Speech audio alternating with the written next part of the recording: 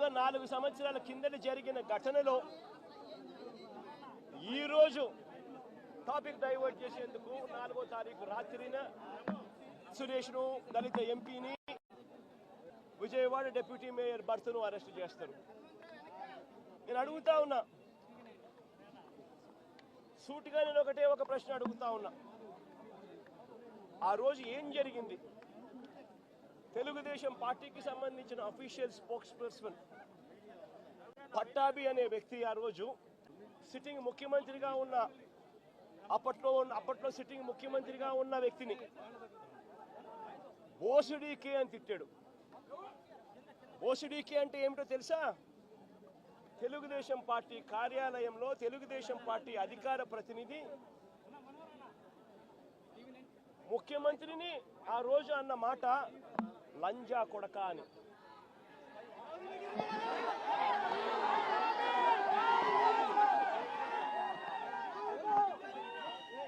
నిజంగా ఆ మాదిరిగా ఒక వ్యక్తి తిడితే రాష్ట్ర వ్యాప్తంగా ఆ ముఖ్యమంత్రిని ప్రేమించే వాళ్ళు, వైఎస్ఆర్ కాంగ్రెస్ పార్టీని అభిమానించే వాళ్ళు, రాష్ట్ర వ్యాప్తంగా ఉన్న వాళ్ళందరికీ కూడా కడుపు మండదా? ఎవరైనా చెబితేనే వాళ్ళు వచ్చి చేస్తారా? కడుపు మండిన వాళ్ళు, ఈ అన్యాయాన్ని చూడాలనుకునే వాళ్ళు, చూడకూడదు అని అనుకునే వాళ్ళు ధర్నా చేయడానికి వచ్చిన వాళ్ళ మీద దాడి చేయడానికి కూడా ప్రయత్నం చేశారు. ఆ దాడి జరిగిన పరిస్థితుల్లో, ఆ తోపులాటలో, ఆ తొక్కిసలాటలో తెలుగుదేశం పార్టీ ఆఫీసు మీద కొద్దో గొప్ప రాళ్ళు పడిండొచ్చు. నేను అడుగుతా ఉన్నా, ఆ జరిగిన ఘటనను ముఖ్యమంత్రిగా నన్ను అన్నా కూడా నేను చంద్రబాబు నాయుడు గారి మీద కక్ష సాధింపు చర్యతో వ్యవహరించాల.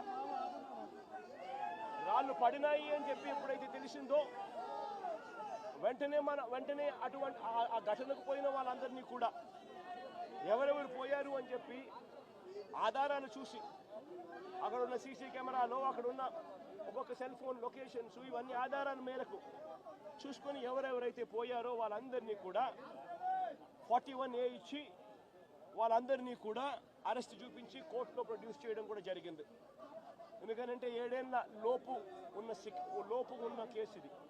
శిక్షా కాల పరిమితి 7 ఏళ్ల లోపు ఉన్న శిక్షా కాలం పరిమితి ఉన్న కేసు ఇది. కాబట్టి దీంట్లో అరెస్ట్ చేయడం అన్నది it does not serve the purpose. కాబట్టి 41A ఇచ్చి కోర్టుకు హాజరుపరచడం కూడా జరిగింది.